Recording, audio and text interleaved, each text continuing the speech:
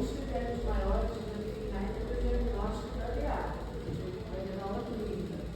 Mas, o que nós temos visto, né, nos nossos ambulatórios, provavelmente vocês também no ambulatório em geral, são manifestações e localizações totalmente atípicas. E muitas vezes a gente até questiona, né? Será que eu mesmo diante do paciente com DA? Mas, teoricamente, existe essa distribuição das lesões em função da faixa etária.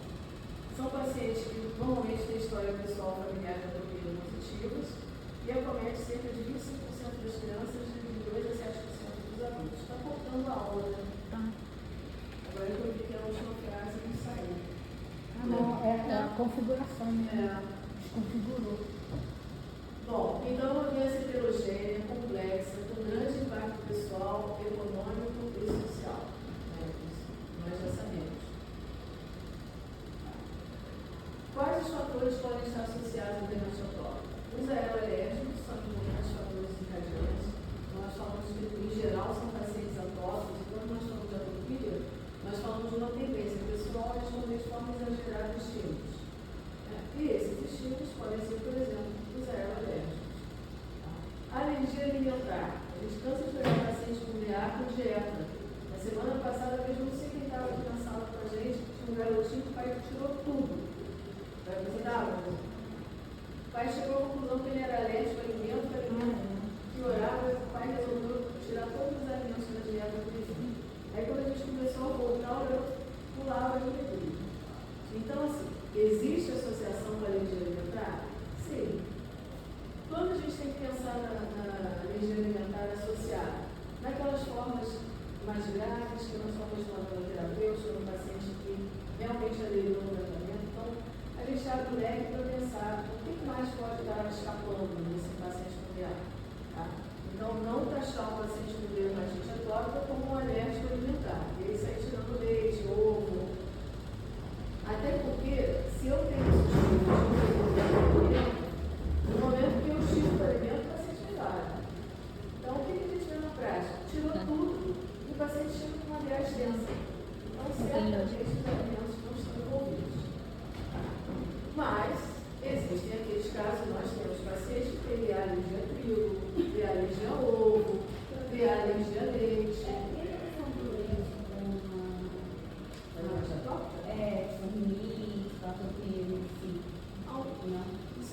Isso aí é aquele fake, né? É que a nada, que aumenta a secreção. Não tem nada a ver. Existem pacientes. Otorrino, né? Otorrino gosta muito. Existem pacientes que realmente têm alergia alimentar. E aí você vai ter uma história diferente. Faz urticária, incha, coça, leite. Ele pode até exacerbar a dermatite atópica, tá? Mas assim, tirar leite para o paciente ter rinite, porque ele dermatite atópica. A não ser que você tenha uma IgE específica elevada e faça uma correlação disso com a clínica. Então, eu tenho uma IgE elevada, mas toma leite, nada acontece. Mostra que ele é sensibilizado, mas não tem um efeito clínico. Tá? Então, muito cuidado com isso.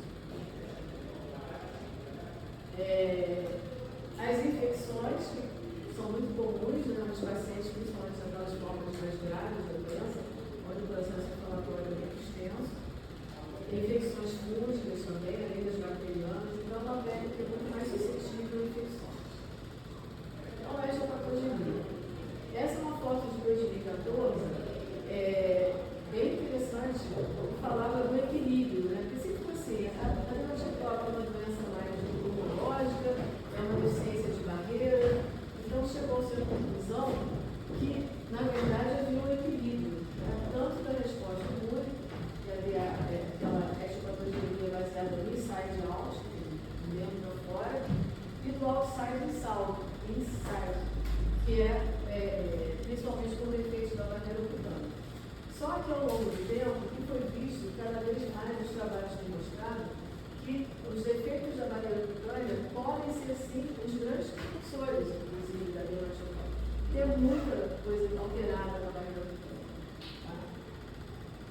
Então, acredita-se que a barreira cutânea seja o início do processo inflamatório observado da doença. Então, a disfunção de barreira cutânea é cada vez mais estudada, tem milhões de artigos falando de disfunção da barreira cutânea, é um processo importante. Tá? Então, essa barreira cutânea, vocês sabem muito mais do que eu, protege a pele da penetração de irritantes, substâncias alergênicas e químicas, funciona como barreira cutânea, tem um ângulo crítico, um ângulo ácido, a flora bacteriana local, então tudo isso numa barreira cutânea equilibrada que bloqueia a penetração de alérgenos, que tem uma hidratação natural contínua, então é uma barreira equilibrada. No momento em que eu começo a ter alterações, então eu estou bem na superfície, lá vem pele, nossa, então eu tenho deficiência de filagrina. Filagrina é uma proteína estrutural, cada vez mais implicada nas formas mais graves da dermatite atópica. Então, se eu tenho deficiência de filagrina, eu começo a ter uma barreira cutânea que altera a sua estrutura, altera o fator de hidratação natural, começa a permitir mais a penetração de alérgenos, a presença de bactérias, de fungos, os estáfilos, posições heterotoxinas estafilocóccicas, potencializando muito esse processo inflamatório. Se eu tenho deficiência de proteínas de junção, eu perco aquele elo entre células, que são as tais a claudina, loribrina, ecaderina. Então, são as proteínas que mantêm essa barreira coesa. Então, cada vez mais tem se estudado essas deficiências que vêm da genética mesmo do paciente, e que estão envolvidas nessa disfunção de barreira. Então, o escoliose, vamos lá, voltando um pouquinho, está desconfigurado mesmo, olha onde você ficou. A foto ficou em cima da. Cara, desconfigurou todo. Oi? Se botar o pendrive. Não, assim vai ter que fazer isso. Depois, quando eu passar aula para vocês, ela vai certinho.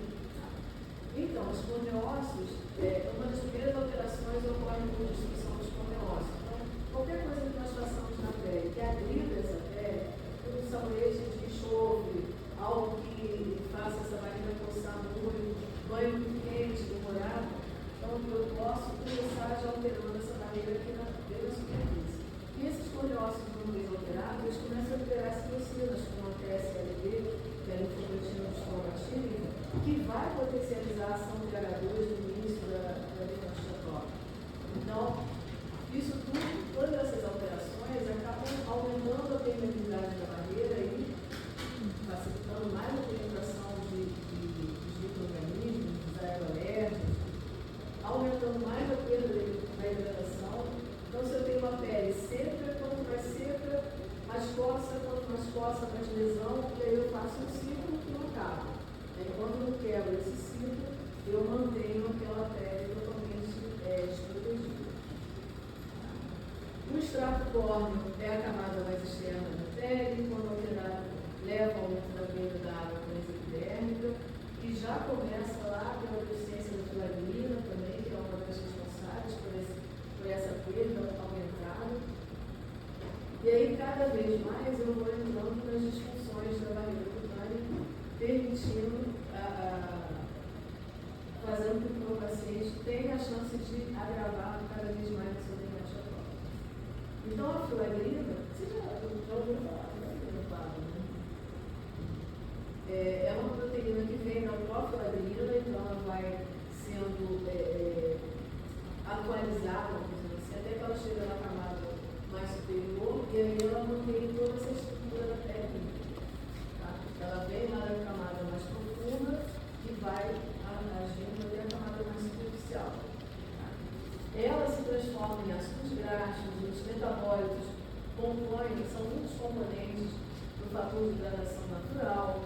Então, ela é uma proteína fundamental para manter a integridade da barreira cutânea. No momento que o paciente tem uma deficiência de filagrina, uma alteração de filagrina, eu começo, como a gente falou lá atrás, a mudar toda essa integridade da barreira. As proteínas de junção, as tais Janssens, como nós vimos lá, são representantes também dessa barreira física, localizadas abaixo substrato córneo, claudina, loricrina, imulocrina. A que eu gosto mais é a claudina. Mas, inclusive, foi minha homenagem.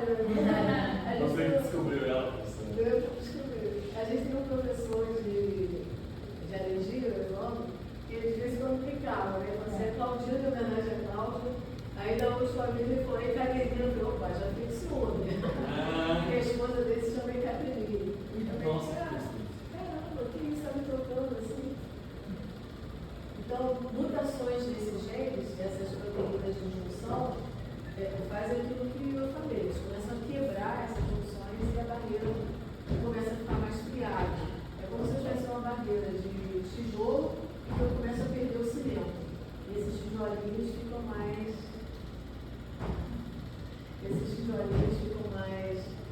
suscetíveis a desmoronar, vamos dizer assim. O microbioma, então, se eu tenho um microbioma equilibrado e estável, eu vou ter também o equilíbrio dessa pele. No momento que o paciente entra em disbiose, todo o reflexo dessa infecção na parede cutânea. E os trabalhos mostram que 90% dos pacientes que têm dermatite atópica têm colonização do estado. Então, o estado realmente é bem importante manter ele. Às vezes a gente pega aquela pele totalmente inflamada, edematosa, você vê que ele tem muita citocina, mas você olha assim, provavelmente tem estado. E às vezes a gente faz um corticoide, né, se você não fizer um antibiótico associado, o paciente não zera aquele processo todo. Bom, e aí a desregulação imunológica. Quando a gente olha o esquema da dermatite atópica, e esse é um tranquilo, que não tem tanta citocina apresentada, mas a gente começa a entender o porquê da complexidade da doença. Né? Então, eu já falei lá da TSLP, que é liberada pelo dano ao neócio, mas essa TSLP, por exemplo, potencializa uma fase mais aguda de TH2. Tá? Se eu tenho a penetração de alérgenos, eu começo a ter um ambiente de TH2, eu vou expor esses alérgenos, vou apresentar esses alérgenos aos meus linfócitos T, produção de citocinas TH2, chamadas de células inflamatórias a campo, degranulação mastocitária, liberação de histamina, serotonina. E aí, a presença de receptores de prurido nas fibras sensoriais, isso é importante. Por quê? Nem todo prurido da dermatite atópica vem com histamina. Às vezes você pega aquele paciente com forma grave, você passa o histamina e você não muda em nada aquele prurido. Por quê? Não é só a histamina responsável. Nós temos a IL-31, por exemplo. Então, por isso que às vezes a aluna até fala assim, eu não prescrevo o antihistamínico para DA. Ele sabe que realmente nas formas graves não vai funcionar nada. Né? A gente acaba prescrevendo muitas vezes, então o paciente que não dorme, aí você pega o antihistamínico sedante, para tentar ajudar de outras formas, mas eliminar 100% de prurido, não vai. E aí, caminhamos para uma fase mais crônica, em que já começamos a ter um padrão mais TH17, TH1, TH22, levando uma respiratória. E é aquela fase que a pele já começa a ficar remodelada, é um processo inflamatório muito intenso. Então, os queratinócitos expressam os receptores de reconhecimento de padrão, que são receptores na superfície de células que reconhecem antígenos, bactérias, vírus que estão lá dentro da célula, tá?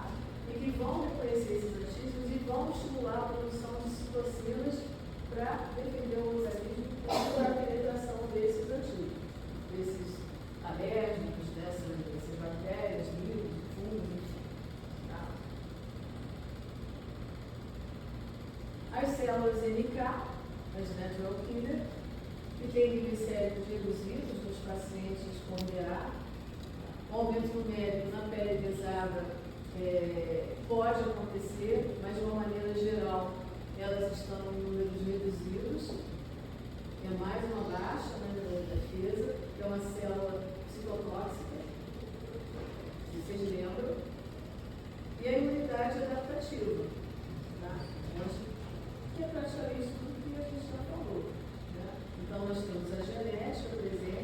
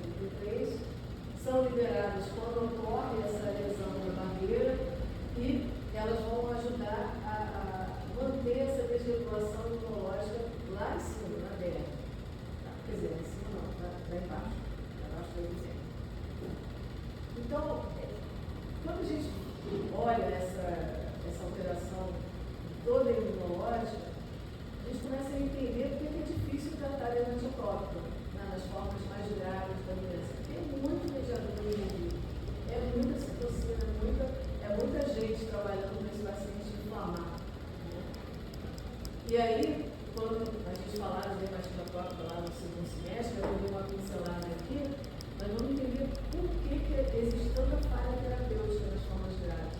E por que a gente não consegue resolver 100% mesmo com as terapias novas? Porque elas são algo específicas, né?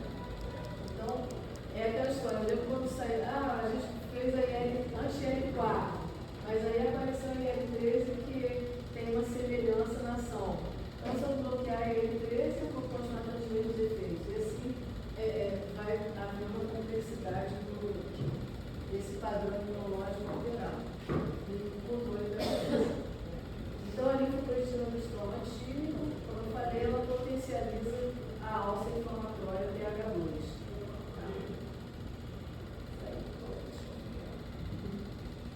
Então, na fase aguda, há um aumento do padrão TH2, com redução da diferenciação das células do epitélio, redução da expressão de fibrina, de peptídeos antimicrobianos. Então, tudo aquilo que nós falamos e que vai deixando essa pele cada vez mais alterada, mais permeável e com maior chance de inflamar. Citocinas TH2 e das células linfóides inatas, L4 e L13, elas promovem uma produção de IgE plasmócitos. Então, se eu tenho mais IgS, as IgS vão se fixar nos receptores de alta quantidade de mastócitos, esses mastócitos vão derivando lá, liberar os seus mediadores, mais células inflamatórias se produzindo, menor expressão de filamina, redução de lipídios, maior dano muscular. A IL-5 faz o aporte dos eosinófilos, aumentando mais a ação inflamatória. Os eosinófilos é uma mina de energia, é uma bomba. Ele começa a liberar esses mediadores, o processo inflamatório aumenta muito.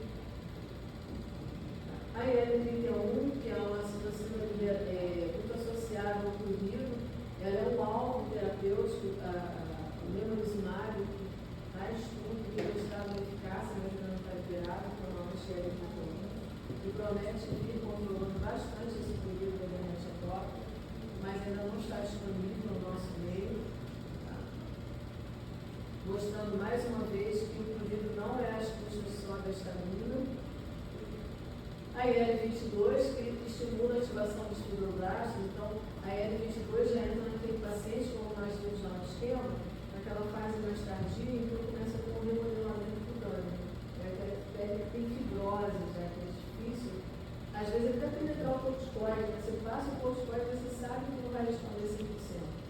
Tá? Por isso que a gente acaba apelando para os Veslex, ou para o olhado, que você tenta aumentar a superfície de absorção e tirar simultaneamente o atrito, né? A ação da coçadura da pele. Mas esse remodelamento cutâneo é bem importante, porque dificulta muito o tratamento. É um processo inflamatório extremo. A IL-17, que promove a degradação das moléculas de adesão. Claudina. Só botei Claudina. Mas, então, ela acaba ajudando, né, nessa quebra da estrutura da barreira. Eu não sei se vocês já viram um artigo, eu lembro agora, acho que é 2017, do MOP, que faz aquela alusão da barreira cutânea com uma parede de tijolos, que ela vem desmoronando, é bem legal, né? E é isso aí. Você começa a perder o cimento intercelular, essas células começam a se danificar, então a parede começa a ficar muito mais vulnerável, e aí perde água, entra alérgeno, entra bactéria, entra fungo, é uma confusão imunológica.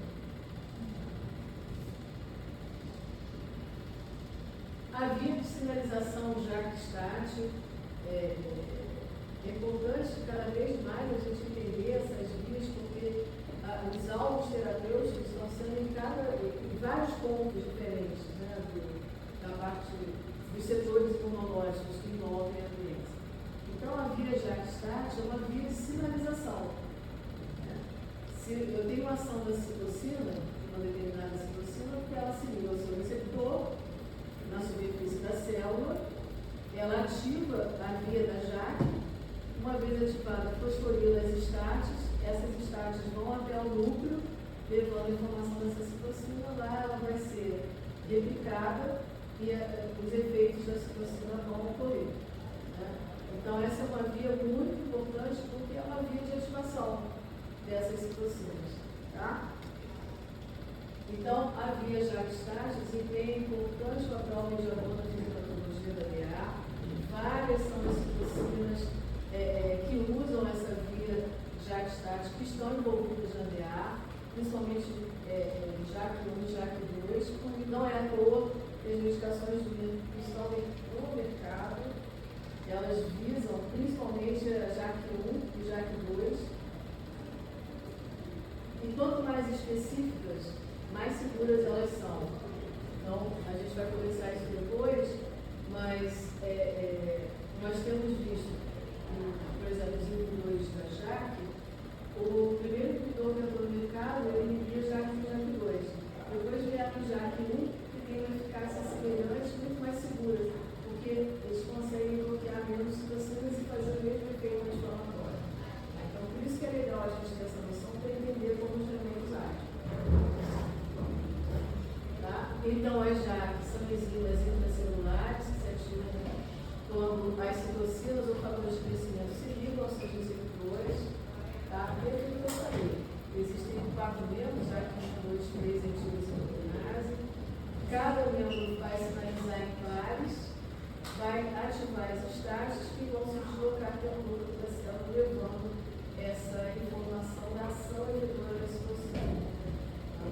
Então, ela desempenha um importante papel na sinalização da dermatite atópica. Bom, então, já que nós entendemos como é que é a etiologia da DA, espero que todos tenham entendido muito bem, nós vamos tentar entender como é que agem essas novas terapias. Vocês fazem alguma dúvida? Tem uma hora que você botou um slide para a célula natural killer, que você botou que tem menos na corrente sanguínea, mas tem mais na artéria, é isso? É que em determinado momento você aumenta com uma tentativa de destruir aqueles antígenos. Mas quando você já começa a ter um processo mais crônico, você já começa a perder também a incorporação delas.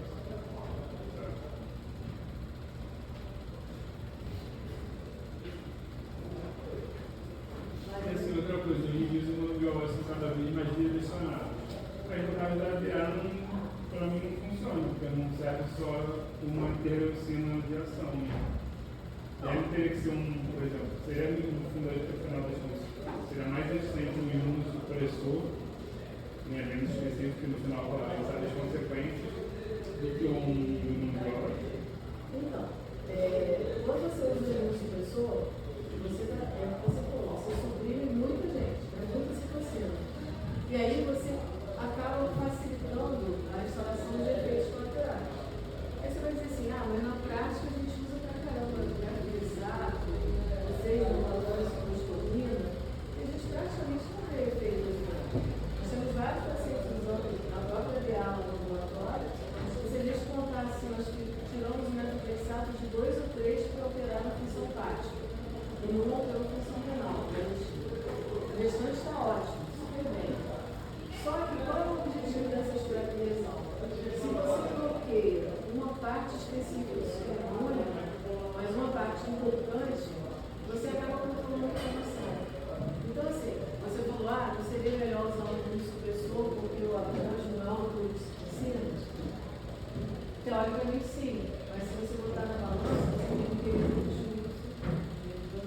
possibilidade de efeitos adversos. O que tem sido visto na prática? Por exemplo, o dupilumab, ele bloqueia M4 e M13. A eficácia é ótima, mesmo bloqueando só 2. O que a gente tem visto nas pequenas moléculas? Elas já são diferentes, porque a pequena molécula bloqueia, eu vou mostrar isso mais à frente. Ela vai bloquear todas as citocinas que usam a via de sinalização, da JAK1 ou JAK2. Aí você tem uma gama maior de citocinas sendo bloqueadas. Por isso, até os eventos adversos podem ser maiores. Mas mesmo você não bloqueando tudo, você, na nossa experiência clínica, eu fiz psicótico. Entendeu? Então, o que a prática tem mostrado é que mesmo você bloqueando alvos específicos, você consegue bloquear aquele processo inflamatório.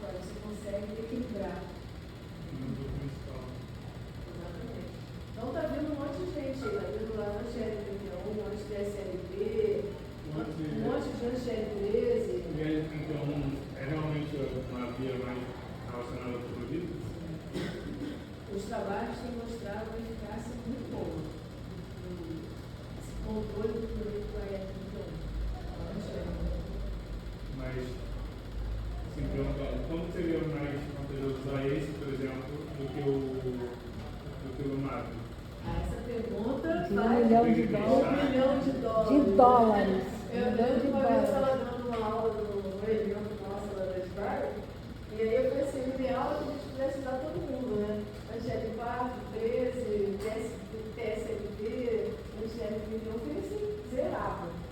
Mas, assim, na prática, a gente vai ter que aprender isso com o tempo. Então, por exemplo, eu tenho um paciente que está fazendo uma conduta no mar, que é a Angélica 4, 13. Controlou, mas de repente ele resposta. Será que para esse, talvez a Angélica não fosse mais legal? Ou, sei lá, será que a pequena molécula ela vem com uma proposta de controle do livro em 48 horas? Que é real, a gente vê que parece um milagre, parece mágica, o paciente para de lançar no dia seguinte. Mas aí ela bloqueia um monte de gente. Será que um alvo específico seria melhor para aquele paciente? Eu acho que vai ser pegar a mão mesmo, quando a gente estiver estudando. Um grande fator limitante é o custo. Porque para você chegar lá no biológico, na pequena molécula é até mais barato do que o paciente consegue comprar. Mas o biológico é isso. Então, aí você, até chegar nele, você tem que esgotar todas as possibilidades. Mas vai chegar um ponto que a gente vai ficar nessa confusão mesmo. Quem que eu vou prescrever? Aí eu vou usar a escala técnica do livro. Está sempre lá em cima, no 9, 10, de repente vai se beneficiar da EF do gênero. A gente tiver ainda não. Mas, a princípio, o que nós temos no mercado é o Brumado, que é um antiério 4, um antiério 13, na verdade ele bloqueia o receptor. Então, se ele bloqueia o receptor, ele faz um bloqueio lá em cima da superfície, tá? Não deixa ver também a sinalização. Então, o Brumado, ele foi aprovado no Brasil em 2018, acho que a primeira aprovação para adultos. Em 2023, ele foi aprovado para crianças por 6 vezes, está mostrando um bom perfil de segurança. Consiste, aliás, eu até coloquei no grupo a consulta pública para essas legislações que puder escolher. Isso vai ajudar muito. Se nós começarmos a ter essas legislações com acesso mais facilitado, vai ser muito bom para o nosso paciente. Tá? São injeções subcutâneas a cada 2 semanas. E os efeitos, nós temos alguns pacientes usando o efeito mesmo. Então, ele age aqui, no receptor L4 e L3, então ele bloqueia aqui em cima, no receptor. Nem tem nenhuma dessas passagens da JAK também. Os inibidores da JAK, aí eles já vão bloquear aqui embaixo. Então, a citocina se liga ao seu receptor, ela transmite o seu sinal através da via da JAK, mas aí, quando eu bloqueio a JAK1 ou a JAK2, eu bloqueio essa continuação desse transporte do sinal. Então, não vai haver ativação da JAK, não vai haver utilização de estática, esse sinal não vai chegar até o núcleo da célula. Então, eu vou evitar isso. Tá? Então, essas são as medicações. Esse esqueminha aqui que eu esqueci. Então, a citocina se ligou, ativou a JAK, que ativa as estáticas. As estáticas que andam em pares vão até o núcleo, fazem a transcrição dessa mensagem, né, desse sinal, e a ação efetiva da citocina. No momento que eu entro no inibidor da JAK, eu bloqueio todo esse caminho. Na verdade, eu já bloqueio aqui em cima e esse caminho não acontece. Tá? Então, essas são as medicações que nós temos no mercado. Daqui a pouco,